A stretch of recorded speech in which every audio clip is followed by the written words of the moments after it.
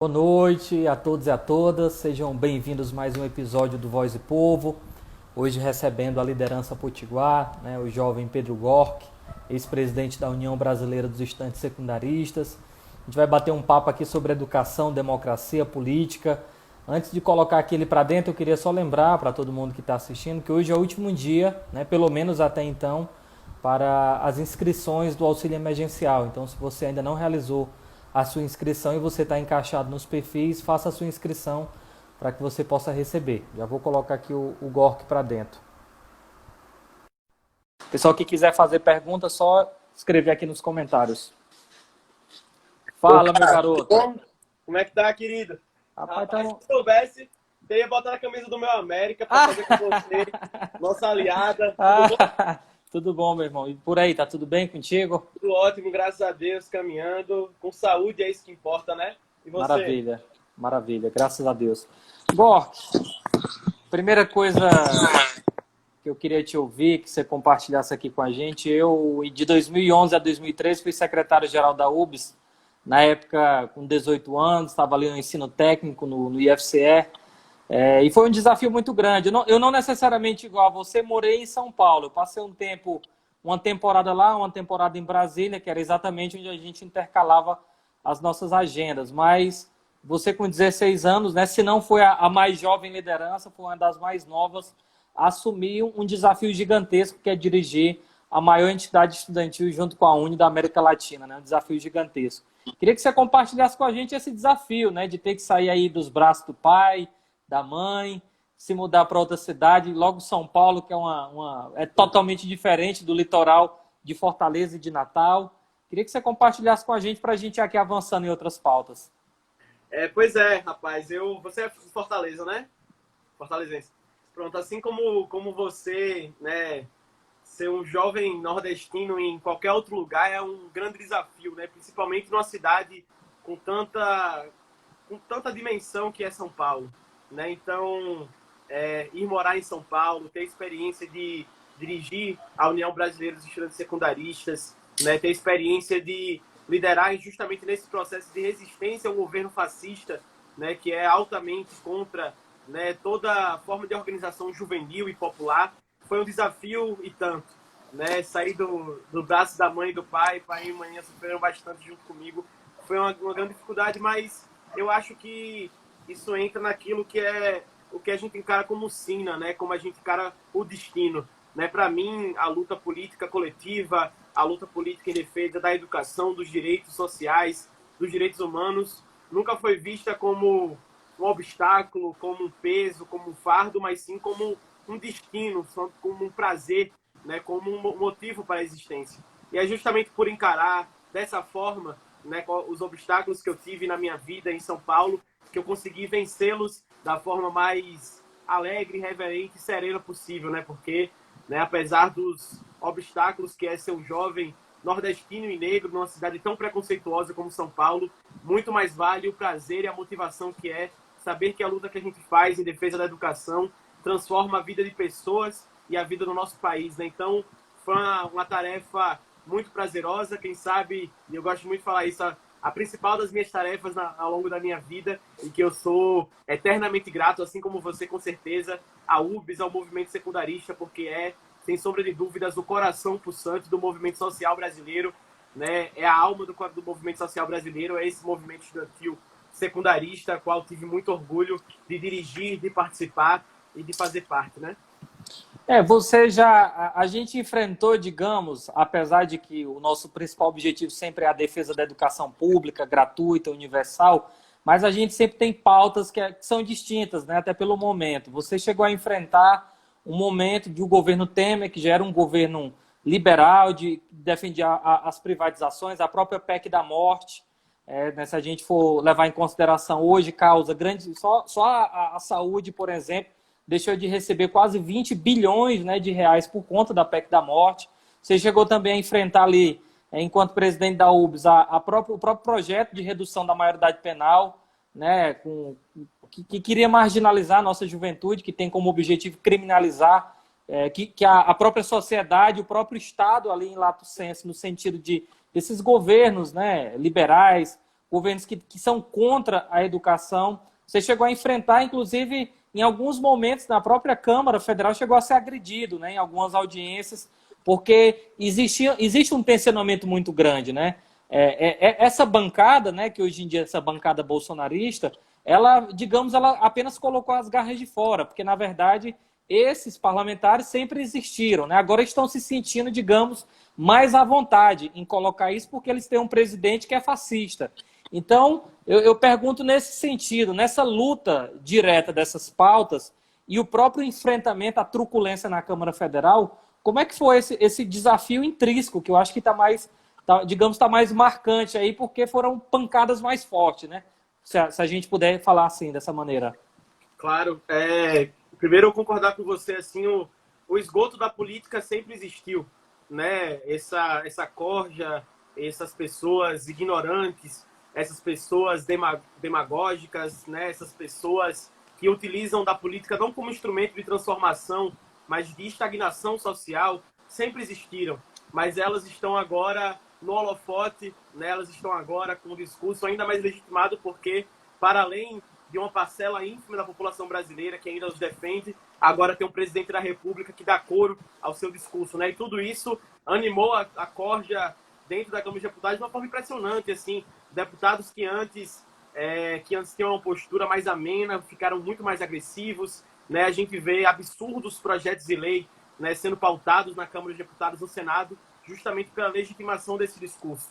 E aí foi justamente nessa esquina, né, digamos assim, da história, que eu me encontrei na presidência da UBS e liderando essa entidade, né? No momento que a gente viu a transição entre o vampiro para o capiroto, né? Eu gosto de falar, que foi do Michel Temer até esse ser humano que é o Bolsonaro, enfim, essa pessoa totalmente despreparada e antipovo, né? E justamente, assim como em todos os setores foi difícil e foi se intensificando a luta, na área da educação principalmente, né? Então, a gente viveu, como você falou, né, uma série de batalhas para conseguir reverter a PEC da morte, a emenda 95, né, com atuação forte lá dentro da Câmara de Deputados. Conseguimos vencer a lei da mordaça, mas o divisor de águas, que foi a eleição de 2018, deixou toda essa luta ainda mais renhida, como diria o poeta, né? Porque justamente a educação foi eleita pelo governo Bolsonaro como uma das áreas centrais para a criminalização, para a marginalização e para o seu ataque. Afinal, a educação e o debate político, né, a política, o conhecimento sempre foi a principal arma para conseguir combater a ignorância representada por esse governo. Então, muitos foram os desafios, né, como você bem colocou, para além também dos cortes na educação, né, que motivou uma série de manifestações políticas em todo o Brasil, em mais de 200 cidades, né, o ataque ao Exame Nacional do Ensino Médio, que a gente vê até hoje, essa empreitada do governo em tentar cercear o direito das pessoas entrarem na universidade. Nós vimos o ataque às bolsas de pesquisa e extensão, nós vimos os ataques à própria concepção e à ideia da educação, e tudo isso só reafirma o papel que tem a luta política das entidades. Porque se não houvesse entidades comprometidas com a luta estudantil e educacional, como a UNE, a UBS, a NPG, como a Uniforte no Ceará, como a ACE no Ceará, como a APES no Rio Grande do Norte e a UMIS Natal, sem sombra de dúvidas, todo esse desmonte que eles estão tentando passaria de uma forma muito mais serena e muito mais tranquila para eles. Mas nós conseguimos ser, acredito eu, nesses últimos 2 anos, né, 1 ano e 8 meses, um grande obstáculo para esse governo, para que eles entendam, sem sombra de dúvidas, que se eles pensavam que iriam passar o seu projeto ultraliberal, antipovo, antidemocrático facilmente, que eles não contavam com a participação e com a força dos estudantes secundaristas, universitários e pós-graduandos do Brasil. Acho que a gente deu uma grande aula, a gente deu um grande exemplo sobre o que é ser resistência, e eu tenho certeza que, tal qual a medida da luta se dificulta, muito mais fortes e organizados nós seremos para poder resistir contra qualquer desse desmonte, né? Eu sou realmente muito orgulhoso, né, de ser parte dessa geração que tem tanto desafio, né, de ser parte dessa juventude com tanto amor ao Brasil, com tanto amor à educação, e de ser parte da geração que vai, sem sombra de dúvidas, vencer o neofascismo no Brasil e garantir um país que não seja entregue ao bolsonarismo, ao preconceito e ao ódio, né? Eu tenho muita esperança e fé nisso. Eu vou até pegar uma parte aqui do que você falou. É do jogo democrático, político e republicano, qualquer presidente, governador e prefeito escolher suas prioridades, digamos assim. Um acha que é mais interessante investir na saúde, na educação, na cultura, o outro acha que é melhor segurança pública. Até aí, tudo bem. O problema é que o Bolsonaro ele pegou a cultura, a educação e algumas outras pautas progressistas e escolheu como inimigo. Não é que ele não priorize, né? Não é que ele tenha... Não, isso aqui vai ficar de lado, mas eu vou continuar os projetos que já existiam. Ele escolheu como inimigo. Os próprios ministros, né, da educação, já três, né? Eu estava até falando que sai mais barato pagar ministro na diária, né? Porque todo dia cai um diferente. Pois é, e o Decotelli foi o melhor ministro, né? Até assim, até agora. Conseguiu fazer, a melhor não tenha dúvida. Não tenha dúvida. Então, assim, ele centrou fogo, mas, ao mesmo tempo, a educação, ela conseguiu unir a população, né? A gente pode pegar aqui um exemplo da reforma da Previdência e da própria PEC da morte, que não houve tanta mobilização como houve para a educação. E aí a gente precisa entender, né, pelo menos eu gosto de entender assim, que boa parte que estava presente não conhecia a UBS, a UNE, a NPG, são estudantes que estão conhecendo, que estão entrando, né, conhecendo estudante de escola particular, que eu confesso que na minha época eu nunca havia visto isso. Então a gente precisa entender que a educação ela uniu os diferentes, inclusive, né? Dentro dessa linha, dessa retórica dita aqui por mim para você, como é que tu enxerga a educação nesse princípio de união, ou seja, ela sendo um enlace de luta, e como é que tu enxerga também o papel fundamental do movimento estudantil, como dito por você, mas eu queria que você aprimorasse, na redução dos impactos, né? Naturalmente, infelizmente, a gente não ganha todas as guerras, mas parte da batalha a gente consegue vencer, que parte importante dela a gente consegue, inclusive, melhorar a vida do nosso povo. Com certeza. A educação sempre foi um tema muito polêmico, né, e muito debatido na sociedade, né, mas também, da mesma forma, muito, né, universal no sentido de que ela é importante. Para as classes dominantes, ela é importante para a dominação, ela é importante para a subjugação, para a aniquilação de uma cultura, para a imposição dos seus valores, para colocar os pobres no seu devido lugar. Para as populações oprimidas, a educação sempre foi vista como um refúgio, como uma esperança, como uma possibilidade da transformação da sua vida e transformação do sistema social.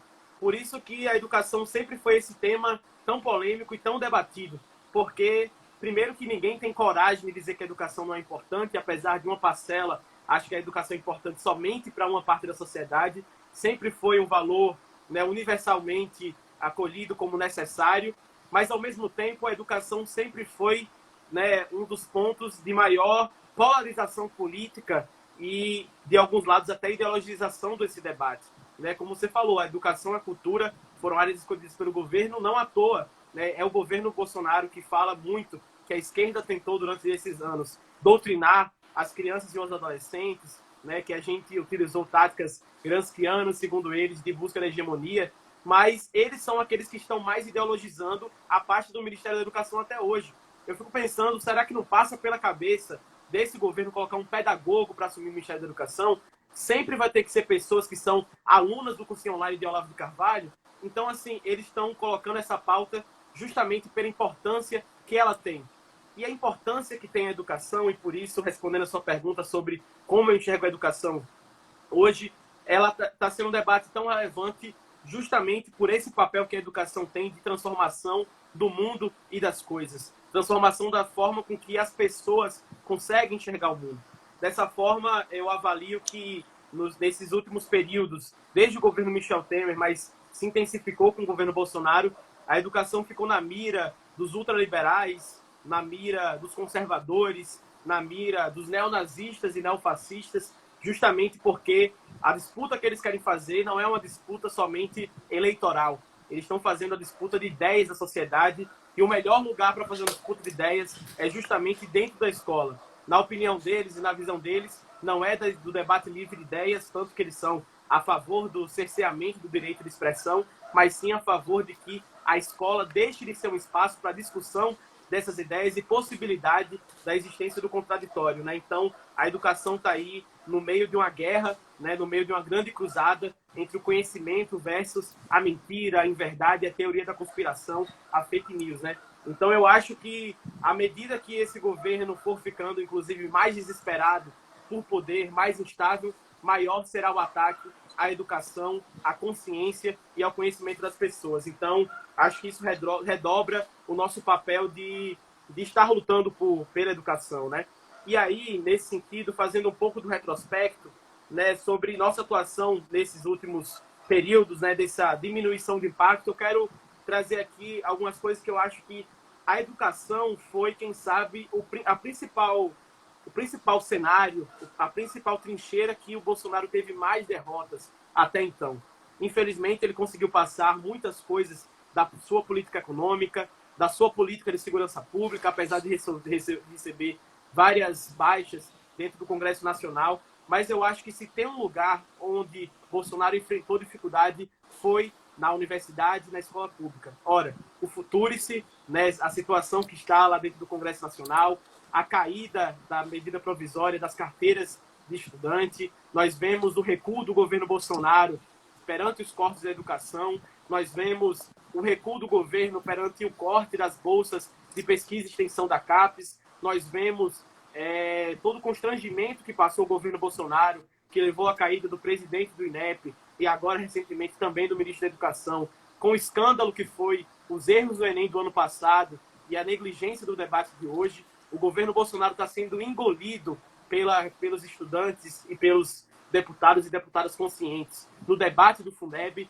Então, acho que se tem uma trincheira onde está sendo derrotado o governo Bolsonaro, além do campo do judiciário, que está sofrendo várias derrotas, esse campo é educação. Isso se deve, gente, não a nada, porque não vem do nada, porque eu acho que o que cai do céu é somente chuva, né? Isso se deve justamente à nossa luta, à nossa mobilização e ao caráter da educação, como eu estava falando antes, de ser um ponto tão agregador, um ponto tão consensual entre a sociedade de que é algo importante, né? Então, atacar a universidade, atacar a escola pública sempre foi algo difícil e continuará sendo pela resistência dos estudantes e professores, dos profissionais da educação, mas também por ser um tema tão agregador para a sociedade, principalmente o tema da educação básica, né? Porque a escola muitas vezes a única presença do Estado em sua comunidade, na periferia. A escola não é algo longe, que nem muitas vezes a universidade. A escola é a escola que eu estudei, que meu pai estudou, a escola que meu filho vai estudar. Então, atacar essa instituição tão importante que é a escola pública é algo que realmente consegue unir toda a sociedade, como foi o caso do tsunami da educação e como será e sempre há de ser qualquer ataque que esse governo venha propor a esse nosso projeto educacional, né? Mandar um abraço aqui para o Leonel Brizola. Boa noite a todos e em nome do Brizola, um abraço bem forte a todo mundo que está nos assistindo, né, e mandando as saudações aqui no nosso bate-papo. Queria reforçar um abraço para o Brizola. A gente fez uma live, acho que deve estar com uns 15 dias, que a situação lá no Rio é uma situação muito atípica, né? Eu até estava falando para ele que o Rio é um coração todos os estados, né, tem lutas fundamentais, mas o Rio é um berço histórico da democracia, exatamente porque de lá saiu o berço, por exemplo, da sede da Uni, na Praia do Flamengo. Enfim, tem uma série de infinidades, artistas e tal. Queria mandar aqui um abraço para ele, para a Rosana também, a presidente da UBS, o Tony, Rosana. O Tony da Uneforte, o William Matheus, vice-presidente da Uneforte, o Matheus. E aí eu já queria emendar aqui contigo, Gork. Eu enfrentei ali, enquanto na UBS, em 2001, Fernando Henrique, pouco antes de deixar o governo, inventou ali uma medida provisória de 2208, que o papel dele era deslegitimar as entidades estudantis, né? Ele, inclusive, introduziu no cenário nacional a máfia de carteiras, né? Porque foi através daquela medida provisória que qualquer esquina o camarada conseguiria fazer uma carteirinha sem controle, sem regulamentação nenhuma. Outra questão, que são os sindicatos que foram duramente atacados com a reforma trabalhista do Michel Temer. A UBS agora, a Uni, a NPG e as demais entidades também foram duramente atacadas com a falsa carteirinha digital do Abraham Van Trauben. Então, nós temos aí, se a gente for colocar, tem uma dezena de outras questões que são, como você falou, a burguesia ela tenta de alguma maneira enfraquecer aqueles que defendem a classe trabalhadora, que defendem a educação. de alguma maneira eles tentam nos dividir, nos jogar contra a população para que normalize tudo aquilo. Como é que você enxerga essa questão proposital, né? Porque a gente pode enxergar que é algo proposital, é tudo premeditado, né? Eles não fazem nada à toa. Como é que você enxerga e também, ao mesmo tempo, isso fortalece a resistência, né? Como é que você enxerga essas questões? Olha, é tão claro o ataque às entidades, né, a sua intenção em cada uma das ações de tentar deslegitimar as entidades, o que eu acho, na minha visão, reforça ainda mais o nosso papel e importância, que eu acho que, se for pegar um balanço, o ministro da Educação, ex-ministro Weintraub, né, falou mais da Uni, da UBS, da MPG, do que sobre educação e sobre o projeto educacional do Brasil. Ele se dispõe a passar mais tempo criticando seus opositores, gerando crises institucionais e de relações internacionais com a China, né, enfim, proferindo racismo. Ele se preocupa mais em atacar o STF, se preocupa mais em atacar as entidades estudantis do que em pensar no seu projeto educacional. E é isso que vem sendo o extrato do governo Bolsonaro, né, que é um governo que não sai do palanque, que é um governo que, mesmo depois de ter sido eleito perante a disputa eleitoral de 2018, permanece uma constante disputa, não saudável das ideias, mas uma disputa eleitoral já para 2022, né? Dessa forma, eu encaro que todas as ações de tentar deslegitimar, de tentar atacar, de tentar suprimir recursos financeiros, de atacar a imagem e a história das entidades, são expressões totalmente cruas, totalmente frias e totalmente expostas de um sentimento que existe, infelizmente, uma parcela da sociedade brasileira de não admitir o novo, de não admitir a divergência, porque a gente tem que pensar assim, quão absurdo deve ser um ministro da Educação que deslegitima as entidades que representam a base que ele tem que resolver os problemas. Quão absurdo é o Ministério da Educação não legitimar, não conversar, não dialogar, não chamar, nem que seja, não precisa chamar para um café, um chá da tarde, não somos amigos. Nós temos que ter respeito mútuo. Então, um ministro da Educação que não respeita a base pelo qual ele tem que trabalhar.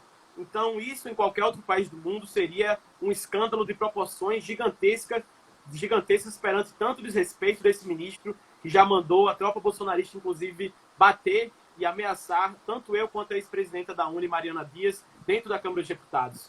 Mas, infelizmente, existe um sentimento numa parcela da população brasileira, e fico feliz que a cada dia mais ela vem se isolando, que é desse sentimento de ódio crescente, desse sentimento de raiva, desses, enfim, sentimentos ruins perante a divergência, perante o debate democrático. Mas, mesmo com todos os ataques, e eu acho que é isso que a história provou, as instituições, mesmo com todo o ataque, as entidades estudantis, mesmo, e falando principalmente das entidades estudantis, não entrando tanto no debate dos sindicatos, a gente sempre conseguiu, apesar de qualquer que seja o desafio, permanecer de pé, porque é como eu falei, inclusive, naquele período, não vai ser um ataque ao financiamento das entidades que vai parar a luta da UBS, da Uni, da NPG, porque a sede, podem nos tirar a sede, pode tirar nosso CNPJ, mas a nossa sede, nosso CNPJ, é o coração de cada estudante que luta. E eu falo isso não de uma forma abstrata, porque a certeza que eu tenho é de que podem tentar nos calar da forma com que seja usando armas, seja usando a lei, seja usando a caneta, seja usando a supressão dos recursos financeiros das entidades, que é importante para a manutenção da luta. Eles não vão conseguir nos calar e nem impedir que nós conquistemos os corações dos estudantes, porque nós temos uma coisa que eles podem tentar de tudo, mas não vão conseguir, que é a verdade, a realidade dos fatos, a verdade no olhar, a verdade no discurso e a verdade na prática. Nós carregamos a verdade e isso é uma coisa que eles podem ter o dinheiro no mundo, o poderio militar do mundo, mas eles não vão conseguir comprar, porque é a verdade de que a gente precisa construir no Brasil um país que tem uma educação libertadora, uma educação de qualidade, uma educação universal, a verdade de que cada centavo cortado na educação prejudica o futuro do Brasil, porque a verdade que a gente fala de que a universidade tem que servir ao povo são coisas que o povo brasileiro entende, que o povo brasileiro assimila e que queiram ou não queiram eles, queiram ou não queiram Bolsonaro, nós continuaremos conquistando as pessoas por carregarmos essa verdade e essa sinceridade no olhar, no discurso, mas também no coração. Então, é claro que a gente se preocupa, mas eu tenho muita serenidade em debater isso, porque como diria o canto de carnaval, como diria o frevo pernambucano, queiram ou não queiram os juízes, o nosso Nosso bloco é de bloco. fato campeão. Outra coisa, meu amigo, você falou anteriormente, o Brasil tem encontrado uma barreira muito grande, e aí o Bolsonaro, inclusive, foi eleito em cima da produção de fake news, né? Nosso povo ainda está tendo muita dificuldade para entender, exatamente pelo que você falou, existe uma parcela considerável da população, que a maioria, inclusive, que não está com o Bolsonaro. Só que, infelizmente, ele que alegou durante a sua campanha que existia um problema de ideologia no Brasil, que os governos dividiam a população e ele queria um povo só. Só que, na verdade, essa questão das fake news é o que vem se agravando, né? O próprio inquérito do STF e a CPI das fake news do Congresso Nacional vem revelando uma proporção gigantesca que nem nós imaginávamos, que é o financiamento em massa, né, de disparo de mensagem, inclusive com dinheiro estrangeiro e dinheiro de um baronato empresarial, o velho da Van, o dono da Smart Fit, o dono da Centauro, o próprio Flávio Rocha, dono da Riachuelo, e uma carrada de outros empresários que são antinacionais, né, que na verdade são escravistas, né, que defendem a redução de direitos da classe trabalhadora, financiando diretamente, além de que o Bolsonaro se utiliza de dinheiro público para financiar blogs que são pró-Bolsonaro. E, naturalmente, isso causa uma instabilidade política, porque eu particularmente fiquei perplexo quando eu vi um grupo de meliantes, né, os 30, que não são 300, soltando fogos, né, nos guardiões da Constituição, que nós podemos discordar do Supremo. Eu acho que é da democracia e da política a gente discordar de uma série de ações que o Supremo já fez. Mas queiram ou não queiram, né, como você bem falou, são ainda o que resguarda a nossa Constituição Federal. Ao mesmo tempo, eles também atacam e tentam deslegitimar o Congresso. O Congresso em que o Bolsonaro passou 28 anos da sua vida pública sem falar nada. E agora ele virou o apolítico, o apartidário, né? E agora teve que se abraçar com o Centrão. O filho, inclusive, do ex-governador aí do Rio Grande do Norte, o genro do Silvio Santos, Fábio Faria, assumiu aí o Ministério das Comunicações. Então, como é que você analisa esse conjunto, né, de ações de fake news, que são ações premeditadas, lideradas pelo gabinete do ódio, por intermédio do Carlos Bolsonaro, que vem causando uma desestabilização política no Brasil e, sem sombra de dúvidas, dividindo a nossa população ainda mais? Pois primeiro, a gente tem que ser justo com a história, né? De que a mentira sempre foi uma arma política, principalmente utilizada pela direita, para poder desestabilizar os seus adversários, né? Nós vemos aí as campanhas difamatórias contra vários quadros políticos nacionais em diversos momentos, né? Seja em momentos democráticos, como as campanhas, né, de difamação contra os candidatos, seja no momento das próprias ditaduras e em regime de exceção, onde as figuras revolucionárias, as figuras que lutavam pela democracia eram enxergadas como terroristas, como pessoas que produziam não a luta política em defesa da democracia, mas uma desordem no país. Então, a mentira sempre foi utilizada por fins políticos, infelizmente, porque para quem só tem verba e não tem verbo, a mentira é a forma mais fácil de conseguir desestabilizar o seu adversário, né? Da mesma forma que a verdade é a melhor forma para conseguir resguardar tudo isso. Mas me impressiona muito como a mentira vem sendo instrumentalizada, como o volume de mentiras tem sido utilizado para não somente difamar, mas para atacar a honra e, enfim, destruir imagens de pessoas que são figuras públicas, sobretudo no nosso país, e incrementar no imaginário da população o ódio, né? A mentira tem sido utilizada de forma instrumental, mas também institucional pelo governo federal para poder matar as reputações de seus opositores, ao mesmo tempo colocar na cabeça e no imaginário da população brasileira os sentimentos mais cruéis e repugnantes de ódio, de antidemocracia e de ataque às instituições. Então, eu acho que a gente chega num novo patamar sobre o que é essa mentira, né? O que antes era utilizada como uma arma, obviamente, mas virou agora um canhão, digamos assim, para poder garantir segundo eles, né, na visão deles, uma instabilidade ao seu governo, né? Então, eu acho que chegou a hora, Chiquinho, de impor limites, sabe? Eu acho que essas ações que têm sido feitas pelo Supremo, do inquérito sobre as fake news, o projeto de lei na Câmara dos Deputados e no Senado, das fake news, acho que o fortalecimento da imprensa são atitudes que têm que ser levadas como principais e centrais para a gente poder pôr limites sobre essa corda, sobre essas pessoas que utilizam a mentira como forma de matar, inclusive, fisicamente até as pessoas, né? Então, eu acho que chegou o momento de pôr fim nisso, né? Acho que, citando o grande filósofo Jair Messias Bolsonaro, tem que mudar isso daí, não dá para continuar dessa forma, porque a mentira, né, sendo utilizada desse jeito, vai impor uma série de problemas, né, como já impôs, mas vai continuar ainda mais, uma série de problemas, né, na estrutura social do Brasil, principalmente na manipulação dos resultados eleitorais, na manipulação da psicologia das massas, que pode levar o nosso país a viver rumos como viveu a Itália em 22, a Alemanha em 1933. E eu sei que, de forma alguma, as instituições do Brasil, as pessoas democráticas e sérias vão permitir, porque isso seria a expressão mais clara do nosso retrocesso. Combater a mentira é algo fundamental, e eu acho que o principal remédio para a mentira é justamente a informação e a verdade. Eu acho que a mentira foi tão instalada no coração do povo brasileiro, Chiquinho, porque o povo brasileiro se encontrava e se encontra doente. A população brasileira, quando chega em casa e não vê condições de colocar comida na mesa da sua sala de estar, quando o trabalhador, a trabalhadora olha para o seu filho e vê a precariedade que está a sua escola pública, quando a gente olha para o lado e vê nossos irmãos morrendo pela violência urbana ou pela violência do Estado, tudo isso adoece a gente. A crise econômica, social, vem adoecendo o povo brasileiro. Agora, o que foi que a mentira fez? A mentira fez com que o povo brasileiro confundisse, em meio à doença, o que é remédio com veneno.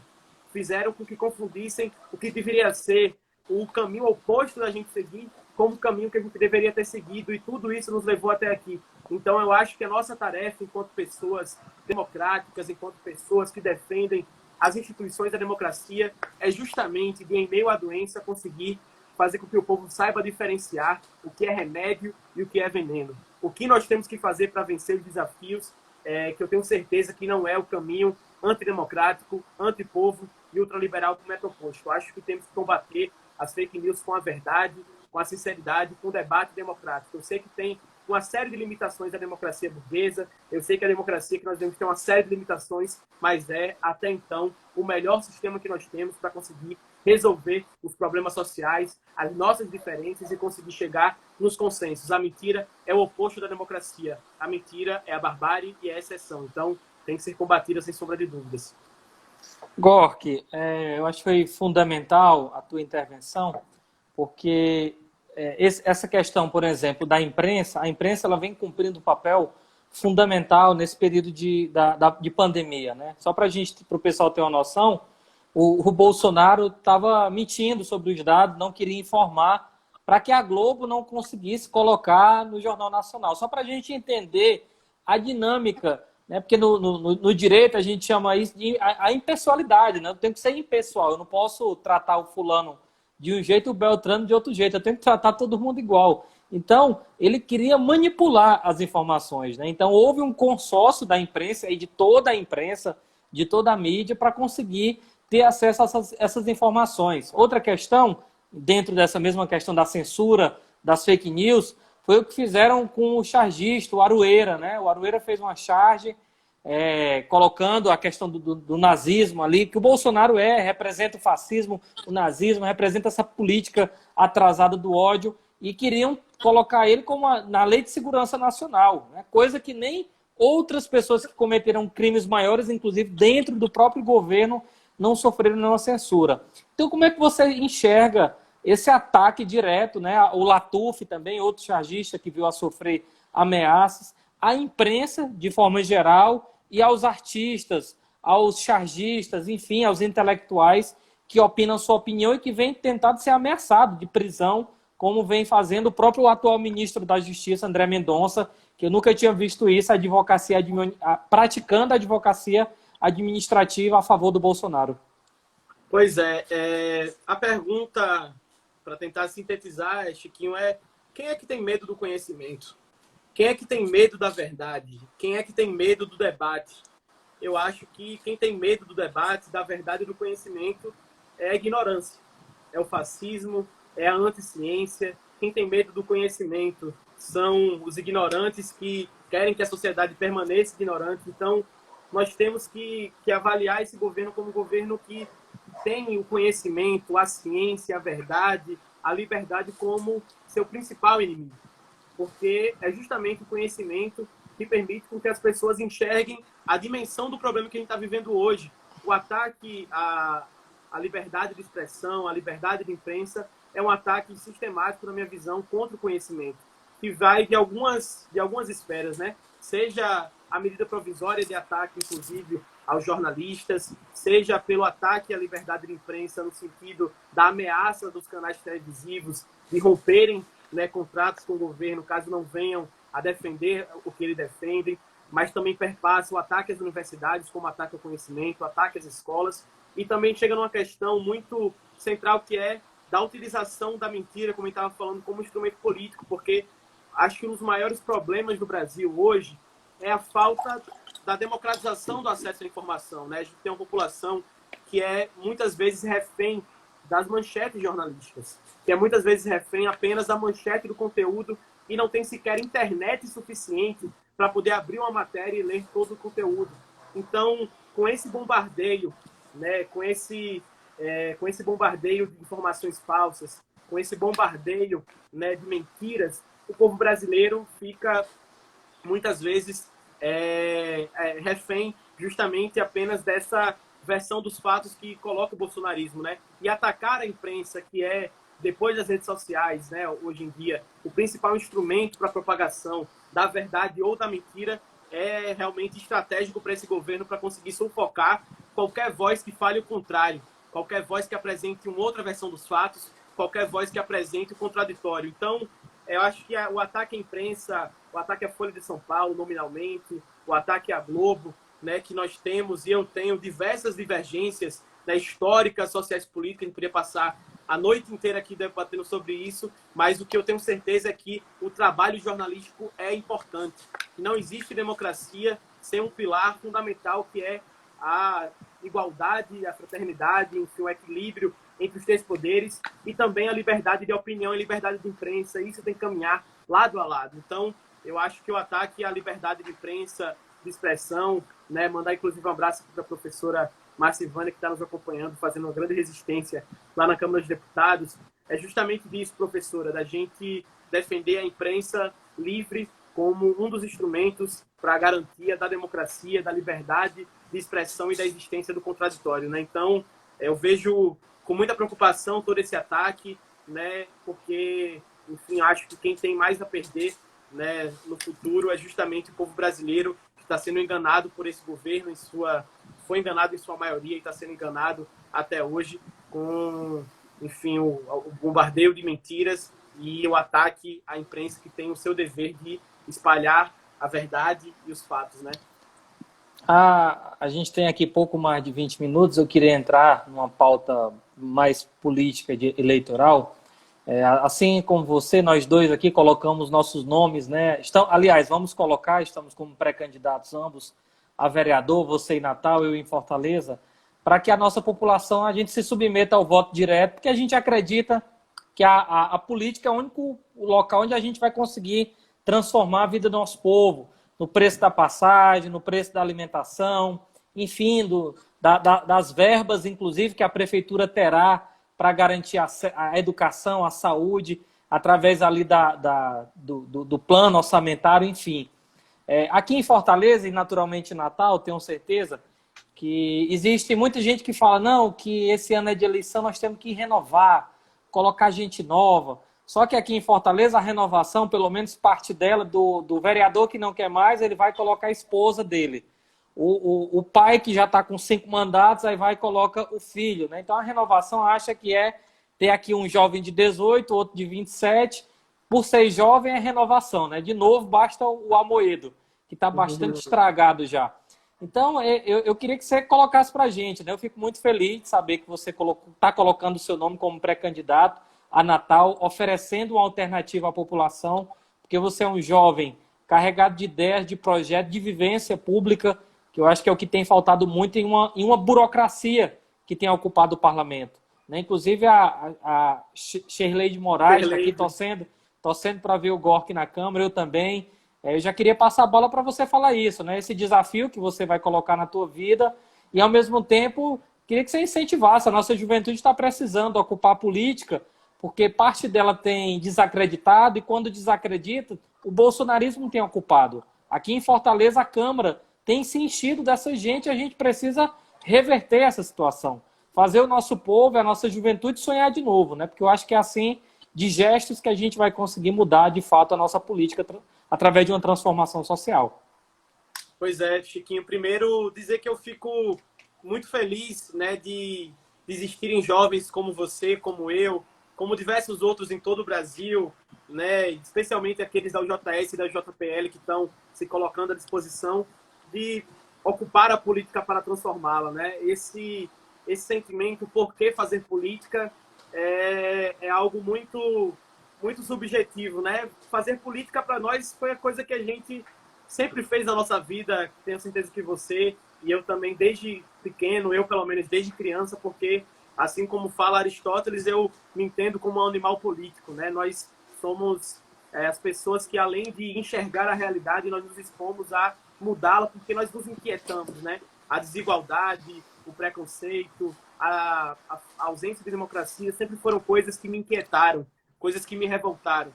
E muitas vezes eu já enfrentei debates como esse e perguntar, mas a política é coisa tão suja, né? A política está aí ocupada pelos mesmos. Por que ocupar ainda esse espaço?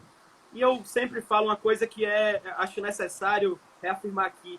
Se muitos dos nossos problemas iniciam na política, na ausência de direitos, na falta de políticas públicas, a resolução desses problemas também termina e começa fazendo isso mudar dentro da própria política. Nós não podemos perder por WO a decisão do futuro da nossa sociedade.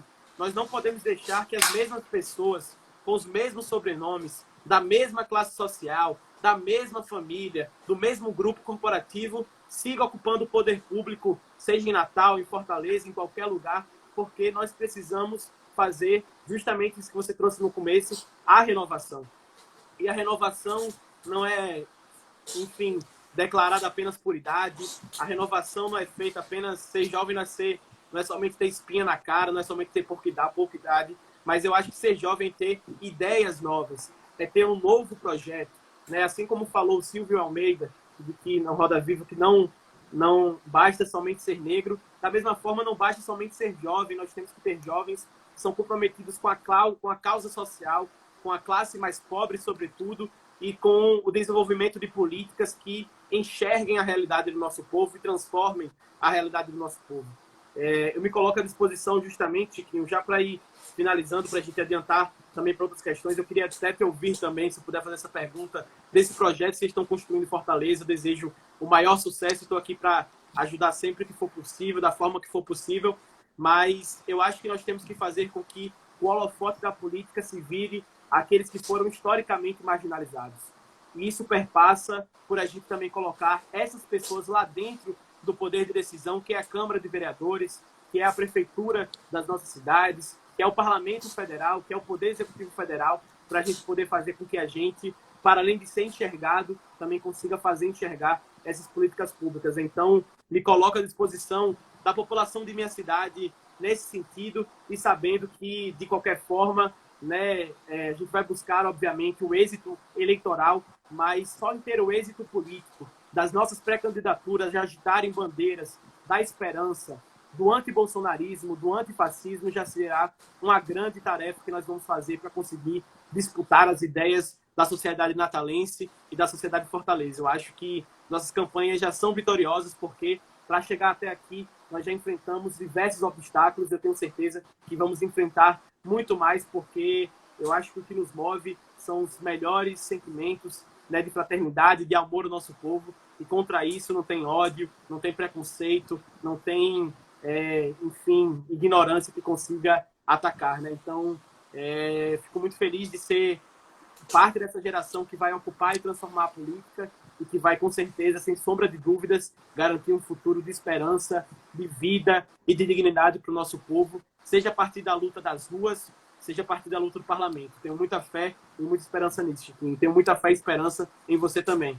Maravilha. Eu acho, Gork, que, como você falou, uma parte da população, ela desistiu, né? Ela desistiu, deixou de acreditar, exatamente porque, se a gente for pegar aqui, as pessoas acabam, às vezes, generalizando muito, né? Não, que todo político é a mesma coisa, que todo mundo que chega lá faz a mesma coisa. E isso é o que nós temos que mudar, esse conceito, de que são pessoas e pessoas, né? Às vezes alguns dizem, não, nós não vamos, faz até campanha em rede social para não reeleger ninguém. Só que às vezes você tem pessoas importantes que estão lá, como a gente conversou lá no início, que estão lutando. Às vezes a luta, ela não ganha, mas diminui. Você consegue diminuir parte daquela perca que as pessoas estão tendo. É na Câmara Municipal, minha gente, vocês estão assistindo a gente, é que a gente vai conseguir evitar que tenha aumento abusivo na tarifa de ônibus, que evita que muitas vezes o pai de família que está desempregado não consiga buscar emprego porque ele não tem dinheiro, que não consegue, mesmo aquele jovem que paga a meia entrada, conseguir ir para a escola porque ele não tem dinheiro para pagar a meia entrada. As pessoas deixaram de sonhar, elas estão se desiludindo, a gente precisa mudar essa lógica. Porque é o que o Gork falou, esses que têm o mesmo sobrenome, que estão há muito tempo na política, que estão se perpetuando com as mesmas ideias, com um projeto de poder perpétuo, são eles que estão fazendo com que as pessoas parem de acreditar. E o nosso papel, ele vem na contramão desse discurso. Porque o que a gente busca não é uma renovação pela renovação.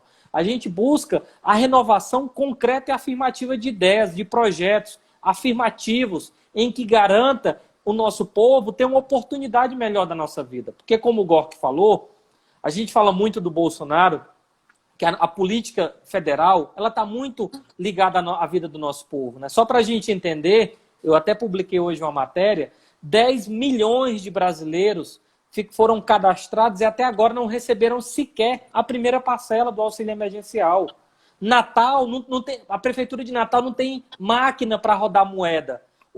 A governadora Fátima e o vice-governador Antenor não pode rodar moeda para pagar o auxílio emergencial. Então, muitas vezes, a política federal está entranhada, porque é o governo federal que, por exemplo, fica com a maior arrecadação dos nossos impostos. Quando falta dinheiro para construir um hospital de campanha no estado, na capital, o governo federal poderia ajudar. Então, a gente precisa ser, além da defesa intrínseca da nossa população fortalezense, potiguar, de Natal, ao mesmo tempo a gente precisa fazer o bom combate ao Bolsonaro, porque em 2022, com a frente ampla, é que a gente vai conseguir detonar esse governo fascista, que representa um projeto atrasado da política nacional, que vem fazendo com que o nosso povo desacredite. Ele vem querendo dividir a gente, e a gente não pode permitir isso. É por isso que é importante quando a gente apresenta o nosso nome e coloca no crivo do voto popular. Porque a gente acredita que a democracia, como o Gork falou, apesar de suas falhas, é o único meio, hoje, mais concreto dessa transformação. Então, eu fico muito feliz de conversar contigo, de saber, de te ouvir, de aprender contigo, né? Eu também aprendo bastante dessa jovem liderança, porque a política ela é feita de gestos, né? Quando você coloca vários exemplos, como os que você colocou, ilumina a nossa vida e faz com que a gente venha a sonhar. Então, eu peço que o nosso povo não desacredite, não deixe de sonhar. Então, eu queria lhe ouvir mais um pouco, a gente tem aqui mais 10 minutos, inclusive nesse quesito de frente ampla para enfrentar o Bolsonaro. Com certeza. Só resgatar uma palavra que você falou, né, de iluminar, e o que a Shirley colocou aqui, né, um cheiro Shirley, você, Eunice, em toda a família. Ela colocou: precisamos devolver aos nossos jovens o desejo de sonhar por uma sociedade mais justa e humanizada. Eu quero dizer isso porque eu acho que essa nossa decisão de ocupar o espaço público, de buscar a luta política como meio de transformação social, né, como meio de transformação das coisas, representa, sem sombra de dúvidas, uma esperança. E eu acho que o caminho turbulento que a gente está passando hoje, muitas vezes faz pensar que não existe luz no fim do túnel para o povo brasileiro. Eu acho que muitas vezes sobe e cresce dentro da gente quando a gente vê um presidente que está atacando a ciência, quando a gente vê tanto ataque à educação, quando a gente vê tanto ataque, né, à produção, à economia brasileira, né, ataque ao nosso direito de aposentadoria, ataque ao nosso direito de existência, né, quando a gente vê como o caso do menino João Pedro, de 14 anos, do Rio de Janeiro, né, assassinado, quando nós vemos o menino Gabriel, daqui do Guarapes, comunidade aqui na Zona Oeste do Natal, que foi assassinado. Tudo isso sobe uma sensação muito grande de desânimo, às vezes, na gente. Mas nós não podemos deixar que eles, que querem a nossa desesperança, consigam isso que eles querem, porque nós temos que nos armar justamente com aquilo que eles querem nos tirar, que é com a esperança de que a gente pode, quando juntos, quando unidos, conseguir transformar as coisas. O que eu quero dizer é que, se parece que não temos luz no fim do túnel, temos que ser nós, as pessoas que buscam um Brasil melhor, um Natal melhor, uma Fortaleza melhor, que sejamos a lanterna que vai iluminar o caminho do povo brasileiro até o fim do túnel, sabe? Eu acredito muito que as candidaturas, as pré-candidaturas, na verdade, que nós estamos lançando, seja no Executivo, como o caso do Anísio em Fortaleza, e o caso do Fernando Freitas em Natal, seja no Legislativo, como o caso de você, Chiquinho, o meu caso, e de várias pessoas e outros jovens em todo o Brasil, o Miguel, de 7 anos, como o Dudu falou, realmente, representam para a população uma chama de esperança, de que as coisas podem, que as coisas têm de ser transformadas. Então, fico muito feliz de fazer parte desse movimento que está acendendo a esperança em todo o Brasil, né? E aí, falar de esperança é justamente também falar sobre a transformação pragmática da situação que o nosso país está vivendo, né? Que é vencer, virar essa página de um governo fascista, de um governo autoritário, de um governo ignorante como o do Bolsonaro. E, sem sombra de dúvidas, a principal forma de conseguir combater o Bolsonaro é isolá-lo politicamente em todos os momentos. Como nós isolamos na pauta da educação, nos cortes, como nós isolamos na questão democrática, dos ataques à democracia, como nós estamos isolando na sua visão sobre a Covid-19, e a melhor forma de conseguir isolar as pessoas é justamente de compor coletivamente, amplamente, a mais ampla frente possível para conseguir combater esse governo. Unir todas as forças democráticas, partidos democráticos, pessoas e figuras democráticas para conseguir combater, não somente no parlamento, no judiciário, mas também nas ideias, no imaginário popular, o pensamento e as atitudes bolsonaristas, neofascistas e conservadoras e odiosas, né? Então, a Frente Ampla justamente, na minha visão também, essa lanterna que iluminará o caminho do povo brasileiro rumo ao progresso, porque vencer o Bolsonaro é o primeiro passo para qualquer passo que a gente possa dar para a transformação do Brasil. Não existirá futuro de qualidade humana no Brasil sem a gente vencer o Bolsonaro, porque não existe possibilidade de avanço do nosso país onde não esteja num regime democrático, onde as pessoas possam ter direito, né, ao contraditório, direito à oposição e à situação, direito ao debate. Então, temos que vencê-lo, e a única forma que eu acho, nesse momento, que a gente consegue encontrar é de uma ampla frente para isolar ele e conseguir vencer nas ruas e nas urnas e no parlamento, né? Bom, Gork, eu queria, de antemão, novamente reiterar aqui meu agradecimento, dizer que foi uma grande honra, uma satisfação conversar contigo, aprender, te ouvir, né? Você que é essa jovem liderança, que dirigiu essa entidade gigante que é a UBS, né? O movimento estudantil ele tem um papel muito relevante, né? Aliás, o movimento estudantil ele se confronta com a história do Brasil, né? Porque foi ele que foi parte importante, direta, inclusive, na luta para que nós conseguíssemos derrubar o regime militar que perdurou no Brasil.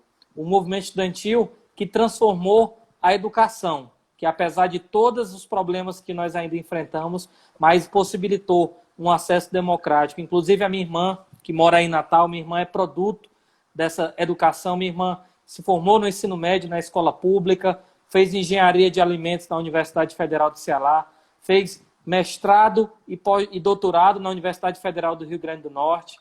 Então, ela é fruto que a educação é um processo de transformação social em que todos têm direito e devem ter acesso. Que o jovem que hoje não tem internet, muitas vezes para conseguir aqui assistir a nossa live, ele não tem acesso a um computador, ele não consegue fazer a sua inscrição do Enem. É por isso que a gente luta, para a gente reduzir essas desigualdades sociais que, infelizmente, dilaceram o nosso Brasil em dois, como dizia Ariano Suassuna.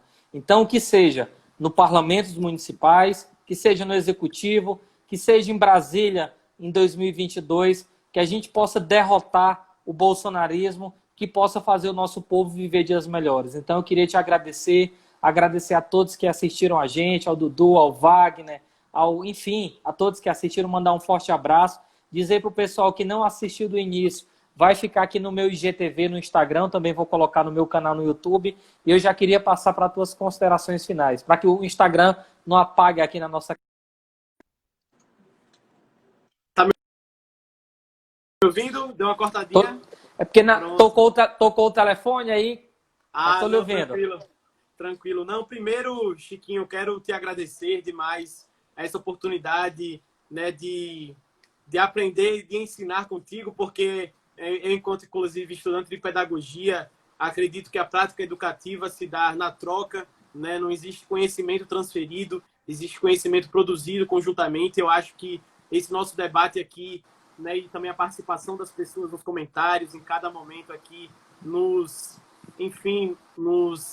conseguiu fazer com que a gente produzisse aqui um debate de alto nível e um consenso que é a necessidade da ocupação da política para conseguir transformar a própria política e transformar a situação dramática que vive nosso país. Te agradeço demais por poder aprender junto contigo, mas principalmente por acender ainda mais no meu peito, né, esse fogo que é a esperança, que é um fogo que esquenta a nossa alma, esquenta nosso coração e vai com certeza fazer com que a gente consiga lutar nesses próximos dias, meses, anos, na nossa vida, com muito mais vigor, com muito mais vontade, porque eu acho que a principal coisa da luta política, coisa mais bonita que eu acho da luta política, é que apesar dela ser muito dura, ela, sem sombra de dúvidas, não é solitária. E eu fico muito feliz de saber que no Ceará, em Fortaleza, mas em todo o Brasil, tem jovens que seguem com essa esperança, com essa vontade de transformação das coisas e com essa esperança de que as coisas serão transformadas a partir da nossa luta. Fico muito feliz, agradeço a você